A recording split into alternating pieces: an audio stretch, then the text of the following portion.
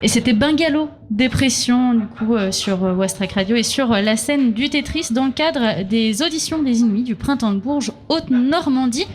Viennent de nous rejoindre sur le plateau le groupe Die Crap. Bonjour. Bonjour. Tous un cœur. Vous allez bien? C'était collégial comme on dit. C'est ça. Vous allez bien du coup? Oui, ça va, très bien. Super bien. Alors Die Crap c'est un nouveau projet mais pas tant finalement puisque on peut reconnaître aussi certaines têtes avec l'ancien projet désolé pour mon accent anglais, The Baked Beans. C'est bien. C'est les haricots à la tomate là. J'aurais dit Baked moi. Ouais, Non, c'est Baked. Baked. Baked. C'est ça. Qu'est-ce qui a conduit à tourner un petit peu la page et à partir sur ce nouveau projet? En fait, on avait Martin qui était l'ancien chanteur de Baked Beans et du coup il est parti et à ce moment-là on s'est dit qu'on n'allait pas rester sans rien faire et du coup on a créé un nouveau projet avec des nouvelles compos, une nouvelle ligne directrice et on a vraiment voulu faire autre chose que ce qu'on avait pu faire en fait avec Baked Beans. Il y a eu un changement aussi de label entre temps je crois. Ouais, c'est ça. Ouais, c'est ça. Maintenant c'est Kids Are Lofi, le Cep Records et Time Room Records en Belgique. C'est ça. Alors votre album devrait sortir au printemps prochain. Pourtant, il a déjà été enregistré, je crois bien. Oui, exact. Il est déjà dans la boîte.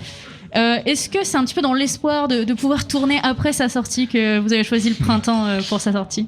Bah ouais, forcément qu'on a envie de le défendre sur scène quoi. Après oui, enfin ça n'a pas été fait dans l'optique. Enfin la sortie au printemps n'a pas été faite dans l'espoir. Enfin au final on n'a plus trop d'espoir quoi. Enfin on attend juste que ça revienne et je sais pas, on verra. On avait des nouvelles compos aussi qui commençaient à se faire en répète et du coup on s'est dit on va sortir l'album pour pouvoir sortir quelque chose après sans devoir attendre que toute la promo du premier album se finisse du coup. Ah, c'est ce truc de sortir un album et d'en sortir un deuxième dans la foulée alors. Bah ouais, c'est pas pour faire quand les concerts reprennent que les chansons soient vieilles de 2 ans et demi en fait et qu'on puisse nous aussi prendre du plaisir à jouer des chansons un peu plus récentes. Cet enregistrement, il a été fait dans une ferme, je crois. C'est ça, ouais, au plancher, pas loin d'Évreux. Dans le 27. Pourquoi avoir choisi ce cadre-là pour enregistrer? On nous l'a beaucoup recommandé. En fait, beaucoup de groupes de Rouen sont déjà passés par le plancher. C'est un gars qui le tient, il s'appelle Thomas, et il fait partie d'un groupe aussi de Rouen que, moi j'aime beaucoup. C'est un groupe qui s'appelle Carton. Et puis du coup, on est décidé là-bas parce que le gars est super cool, l'endroit il est franchement sympa à vivre. Vous avez déjà fait des résidences en plus. On avait fait une résidence avant là-bas. Justement, quand Baked Beans était fini, on a été là-bas pour recomposer et créer des nouveaux morceaux justement pour ce nouveau projet qui est Die Crap quoi. Et on m'a parlé justement de cette ferme où il paraît que c'est carrément devenu the place to be. De tous les groupes rock rouennais ont été enregistrés là-bas finalement. Ouais, c'est vrai. Et c'est chez un particulier en fait. C'est ça. Ouais, totalement. C'est même chez ses parents. C'est chez ses parents. Dans une ferme. Et d'ailleurs, je le salue puisqu'il officiait derrière les fûts d'un excellent groupe de la fin des années 90 qui s'appelait No Junk Food. Ah, voilà. nice. Et si vous ne connaissez pas, allez jeter une oreille. J'avoue qu'on connaissait pas ça. Je connaissais pas ça. Ah, peut-être qu'il y a encore des petits CD qui traînent quelque part. Voilà. Vous lui demanderez la prochaine fois que vous le verrez. Carrément. Pas de problème. Il y a quelques temps, vous êtes passé dans l'émission Le Lomax, du coup l'émission du 106 aussi, et vous disiez qu'il y avait une sacrée ambiance un petit peu presque glauque, même si vous parliez de poupées, de toiles d'araignée. En fait, c'est hyper vieux, il y a plein de vieux objets, il y a des toiles d'araignée partout, et genre, on a commencé à se créer des histoires et tout. C'est un corps de ferme qui a vu passer pas mal de générations de la même famille, du coup. C'est ça. On se disait qu'il y avait des gens qui étaient morts dans les lits où on était, où on dormait, du coup, on a fait des enregistrements de sons un peu bizarres. À ces endroits-là, justement, en essayant d'invoquer les esprits et tout pour. C'était bizarre en vrai. Du coup, ça a influencé finalement l'album. Ouais, grave. Ouais. Enfin, l'arrangement d'une chanson particulière, ouais, carrément. Ouais. Vous avez votre clip du coup du morceau My Shit qui est sorti justement hier. Ouais. Il a été tourné là-bas aussi, il me semble. Non, il n'a pas été tourné là. Il a été tourné à toujours dans la campagne, mais Non, à l'aéroport de Beauce. Sans le rond-point on ne dirait pas du tout que c'est un aéroport. Hein. Bah non, sur un rond-point. Sur un rond-point. Avec un van, qu'est-ce que ça raconte un petit peu ce clip? En vrai, c'est pas grand-chose de sérieux. Enfin, c'est plus. C'est les deux qui conduisent le van. En fait, ils tournent en rond tout le temps sans chercher spécialement à aller quelque part. Et ils sont très contents de juste tourner en rond ensemble, à faire des conneries. De L'idée, manger c'est des donuts, de faire tout autre chose que d'aller travailler, en fait. Ouais. Vous travaillez avec qui pour la réalisation de ces clips? Parce que je crois qu'il y en a pas mal qui ont été tournés déjà et qui vont sortir. Là, du coup, le premier a lancé un petit peu le coup d'envoi. Ouais. C'est ça. Enfin, à la base, on voulait tout clipper. Pour l'instant, on a pu en clipper que 3,5 parce que du coup, avec le Confinement. ouais, tout ça, c'est un peu galère. Mais ouais, l'idée, c'est d'en faire un maximum. Après, on en a fait un avec My Sheets qui est sorti hier avec Woods, qui a déjà fait pas mal de clips pour des groupes de Rouen. Et on en a fait aussi nous-mêmes, quoi, pour occuper les week-ends au final, parce que genre on se faisait chier et qu'on avait rien à faire. Donc on se disait, tiens, ce week-end, on tourne un clip, on prend une caméra, on fait des images et ensuite on monte et on voit ce que ça donne, quoi. Et moi j'ai une question philosophique. C'est quoi être un groupe de rock en 2021? Ah ouais. Franchement, on se pose pas la question.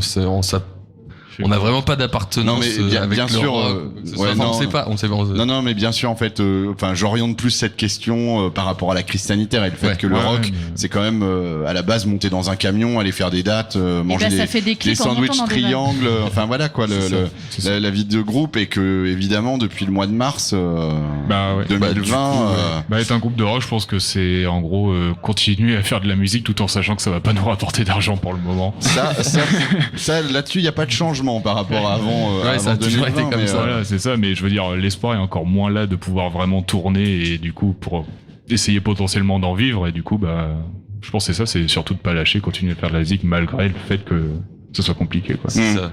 Construire et continuer de construire. Vous avez participé à la compilation du collectif Sosa aussi, qui reprend qu'une seule chanson de Madonna, c'est Material Girl. Est-ce que vous connaissiez déjà le titre avant de travailler dessus en se disant on se lance dans le projet? Ouais, on connaissait. Ouais, Vous êtes tous des fans de Madonna? Du tout. Moi, j'aime bien Madonna. Moi aussi. On l'écoutait en soirée de temps en temps, du coup c'était marrant de la voir à reprendre de façon sérieuse en fait. Plutôt Non, c'est vrai que c'est intéressant à reprendre par contre. Et justement, je voulais savoir un petit peu sur un titre comme ça qui existe, qui a déjà son caractère, qui a déjà sa personnalité. Comment on fait pour le reprendre et donner justement cette personnalité du groupe, sachant que là vous êtes une dizaine de groupes à reprendre le même morceau, quoi? Je crois qu'il faut s'en foutre et prendre le morceau comme il est et le mettre à notre sauce le plus naturellement possible, quoi. Ouais. D'autant que c'est vraiment particulier parce que pour mettre la patte du groupe, parce qu'en gros c'est le premier morceau qu'on a fait depuis que Baked Beans s'est arrêté. Donc du coup en fait le nouveau projet il était vraiment tout récent et du coup il a commencé sur du Madonna. Ouais, donc en fait limite penser la personnalité quand on a fait la reprise, on n'y a pas si pensé que ça en fait. Vous étiez le premier groupe à passer sur la scène pour ces auditions à huis clos aujourd'hui.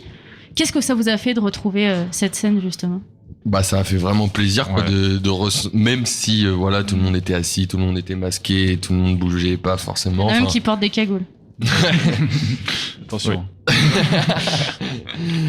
Enfin, ça a fait vraiment plaisir, quoi. On a pu ressentir un peu ce que c'est que le live, même si on a totalement oublié ce que c'était au final, quoi. Enfin, on sait pas ce que c'est que d'avoir une interaction avec le public. Enfin, on a oublié, et en plus surtout qu'avec ce nouveau projet-là, c'est ça. On a fait 4 concerts en tout. Donc au final, c'est voilà, quoi. Il y a une certaine frustration de pas de voir que des têtes justement hochées, de pas voir des gens vraiment danser au premier rang. Forcément, clairement, quoi. Nous, ce qu'on veut, c'est que les gens ils se battent devant nous, quoi. Clairement. J'ai une question peut-être un peu bizarre, un peu technique, surtout pour les auditeurs. Tu chantes avec un SM57. Ouais. Alors en général, c'est l'équivalent d'un SM58 quasiment, qui est ce micro que tout le monde connaît, donc avec la petite boule, un micro noir avec une petite boule. Voilà, on parle d'ailleurs dans des SM58. Je crois que c'est le chanteur de Motorhead qui chante aussi, qui est connu pour chanter dans un. On l'utilise en général plus pour les instruments. Pourquoi du coup j'aime bien le côté qui sature assez rapidement en fait avec ce micro dès qu'on se rapproche en fait et c'est partie de la personnalité du coup. C'est ça, ouais. J'aime bien quand ça sature un peu, quand on braille dedans. C'est quelque chose du coup, c'est un point d'honneur. J'ai un peu l'impression ce côté un peu vieux, enfin un vintage underground qu'on retrouvait sur les anciens groupes de rock justement de ton enfance, Mathieu, quoi. Même avant, figure-toi. On avait aussi pas mal de nos groupes qu'on aimait bien avant, quand on a commencé vraiment à s'intéresser au matos, tout ce qui est King Giz, et aussi ils utilisaient des SM57 pour pouvoir vraiment l'avaler, quoi. Le faire saturer à fond en mode. Vous voyez ça donnait carrément une couleur à la voix, comme si c'était un peu une pédale d'effet, du coup ça nous a plu aussi. C'est ça. Ça laisse la possibilité de faire des choses en plus par rapport à un micro standard, quoi. Là, il y a pas mal de choses qui sont prévues. On a parlé de clips, on a parlé du coup de potentiellement des nouveaux morceaux qui vont arriver. On a les Inuits du Printemps de Bourges aujourd'hui. Vous espérez quoi un petit peu aussi de ce dispositif ? Faire des concerts. Ouais, et essentiellement faire le plus de concerts possible. C'est ça, qu'on nous fasse tourner partout, quoi. Si on peut faire, si on a l'occasion de faire des festivals ou des choses comme ça. Enfin, nous, ce qu'on veut, c'est jouer, quoi. Aller partout et défendre notre album, quoi. Ok. Ben merci en tout cas d'être venu Merci à sur vous. l'antenne Merci. avec nous. Et puis, on vous souhaite une bonne continuation. Merci beaucoup. Merci beaucoup. Mathieu, un invité qu'on a reçu tout à l'heure, monte maintenant sur la scène du Tetris pour son audition. Exactement. Il s'agit de Pirate, si je dis pas de bêtises. Et oui, c'est tout à fait Pirate qui s'apprête à monter sur scène, le seul Havrais d'ailleurs de cette sélection. 4 groupes, 3 de Rouen, 1 du Havre. J'espère que les Havrais vont se réveiller quand même artistiquement et qu'il va y avoir beaucoup de groupes Havrais qui vont percer à l'échelle nationale dans les années à venir. C'est ça, parce qu'on parle souvent aussi de l'école rouennaise. On a trois groupes rouennais qui sont allés. C'est vrai qu'il y a aussi ce mouvement à Rouen où il y a plein de groupes qui émergent. Donc, on Ah bah oui, espère mais c'est avoir c'est la même même chose aussi ici. quoi.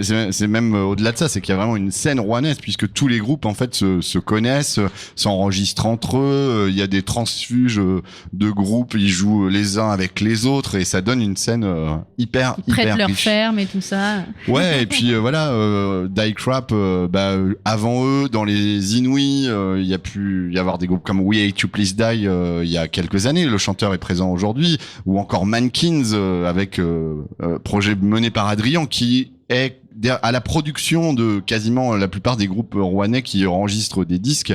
Je crois qu'il est aussi à la production de Die Crap, c'est justement, ouais. fortement possible. C'est souvent lui qui enregistre tout. Donc, il y a un son rouennais. Ça, c'est indéniable. Mais on me signale à l'instant que Pirate s'apprête à monter sur scène. On Écoutons ça. l'écoute et on se retrouve juste après.